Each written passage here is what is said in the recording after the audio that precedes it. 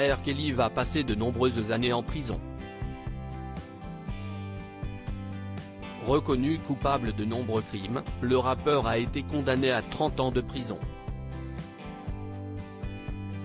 Le 1er juillet dernier, R. Kelly a intenté un procès à la prison de Brooklyn où il est détenu. Il affirmait être soumis à une punition cruelle et inhabituelle après son placement dans une unité où la surveillance est accrue. L'interprète d'I Believe I Can Fly estimait qu'il est placé à tort sous surveillance alors qu'il n'est pas suicidaire. Dans sa plainte, il déclarait que les responsables du Metropolitan Detention Center, MDC, avaient ordonné sa mise sous surveillance uniquement à des fins punitives et parce qu'il était un détenu très en vue.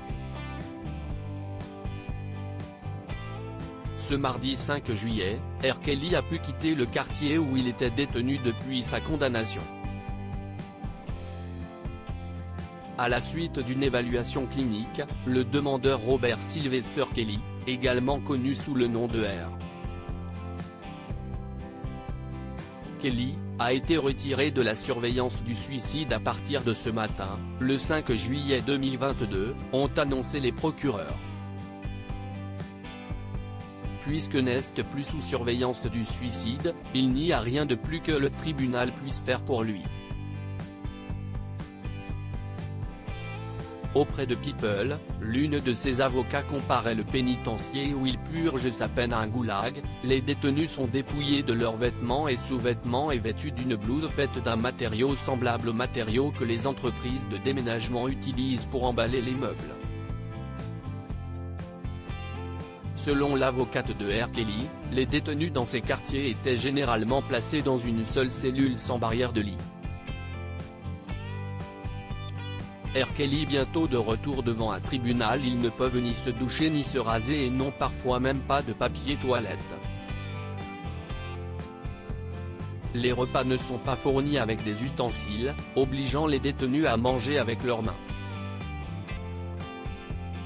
Ils n'ont pas la possibilité de consulter leurs proches ou des personnes qui les soutiennent, écrivait le rappeur et ses conseils dans leur plainte. Ironiquement, les personnes sous surveillance de suicide ne reçoivent même pas de soins psychiatriques. Pour rappel, R. Kelly a été reconnu coupable d'enlèvement, de séquestration, de relations sexuelles avec des mineurs et d'avoir dirigé pendant des années un système d'exploitation sexuelle de jeunes personnes, dont des mineurs.